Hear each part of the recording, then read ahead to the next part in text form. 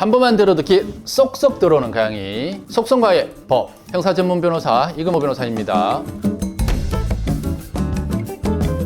혼자 고소장을 써야 되는 상황이 있을 텐데 이런 상황이 나에게 닥치면 막막하실 거예요. 혼자서 고소장 쓰는 거 어떻게 하면 고소장을 잘 쓸 수 있는지 알려드릴 테니까 집중! 고소장을 왜 잘 써야 될까요? 고소장을 어떻게 쓰는지에 따라서 수사 결과, 재판 결과가 달라질 수 있기 때문에 고소장을 잘 써야 되는 거예요. 수사는 이 고소장을 기초로 해서 수사가 시작됩니다.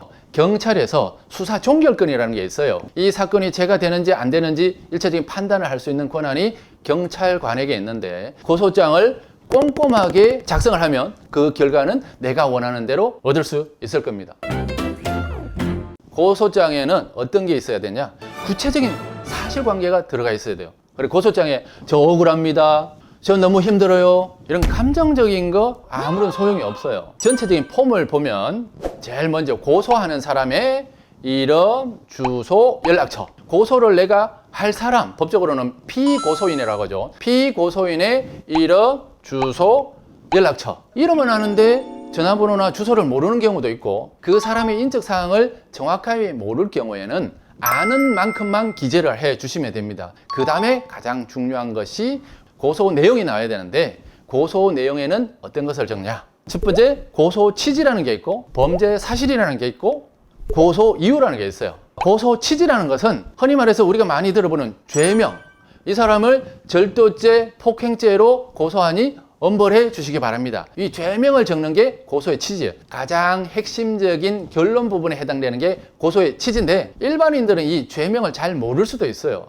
그러면 굳이 이 고소의 취지는 적지 않아도 됩니다. 그 다음에 적을 것이 고소 이유, 어떻게 해서 고소를 하게 됐는지 그간의 경위를 간단하게 적어주시면 되는 거고, 이 강의에서 가장 중요한 내용, 집중! 범죄 사실. 고소의 가장 핵심적인 내용은 범죄 사실을 잘 적어야 한다는 거예요. 특수 폭행이라는 죄를 한번 예를 들어 볼까요? 위험한 물건으로 폭행을 가하는 경우에 성립하는 죄인데, 위험한 물건이 무엇인지, 어떻게 폭행을 당했는지, 맥주병을 가지고 나를 때리려고 하더라. 즉 맥주병은 위험한 물건인 거예요. 그리고 나를 때리려고 한 거, 나를 때린 거, 이것은 폭행인 거예요.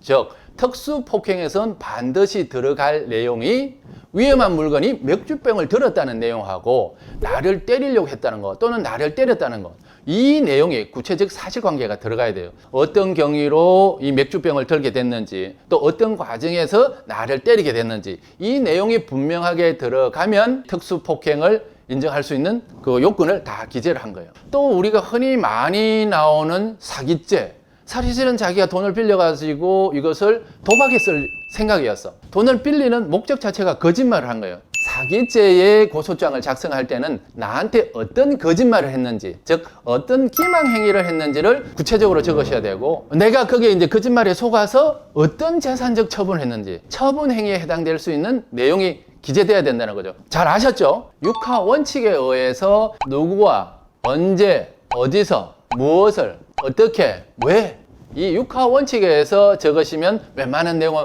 빠져나가지 않아요. 밑줄 쫙! 법률 상담 등을 통해서 조언을 받으시면 좀 편하실 수는 있을 겁니다.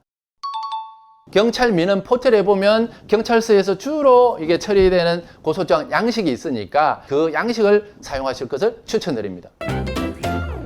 고소장 작성을 잘 했어. 그런데 증거가 전혀 없다. 좋은 결과가 나올 수가 없어요. 목격자라든지 CCTV라든지 촬영한 동영상이라든지 뭔가 폭행에 관련된 내용을 밝힐 수 있는 자료가 반드시 필요한 거예요. 증거 정리는 잘 하되 핵심적인 증거 자료 한두 개는 조사받을 때 제출하라.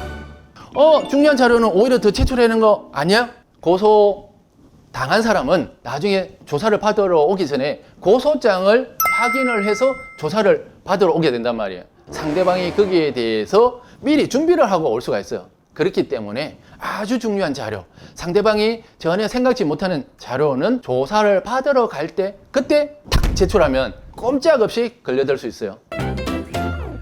고소장 제출은 피고소인의 관할 경찰서에 제출하라. 법적으로는 피고소인의 주소지 관할 경찰서 또는 범죄 발생지에서 수사를 하게 돼 있어요. 내가 사는 관할경찰서에 고소장을 제출을 하면 다시 피고소인의 관할경찰서로 옮겨지게 됩니다. 그만큼 벌써 시간이 지연되게 되는 거예요.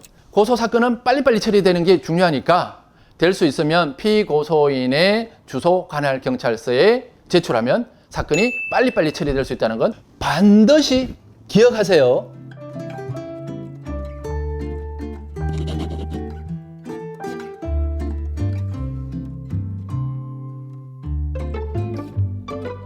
오늘은 나 혼자 고소장을 작성하는 방법에서부터 제출하는 방법까지 알아보았는데요. 고소장은 이 수사의 가장 기본이 되는 거기 때문에 고소장을 잘 작성하셔야 내가 원하는 결과를 얻을 수 있다는 거 꼭 명심하세요. 어떤 변호사, 법률 전문가에게서 맡겨서 고소장을 작성한다고 하면 처음 단계부터 변호사하고 자세히 상담을 하고 상의를 해서 처음부터 같이 고소장을 작성하시면 조금 더 좋은 결과 얻을 수 있을 겁니다. 다음 시간에도 요점만 쏙쏙 뽑아서 돌아오겠습니다. 지금까지 법무부인 법성 형사전문 변호사 이금호 변호사였습니다. 감사합니다.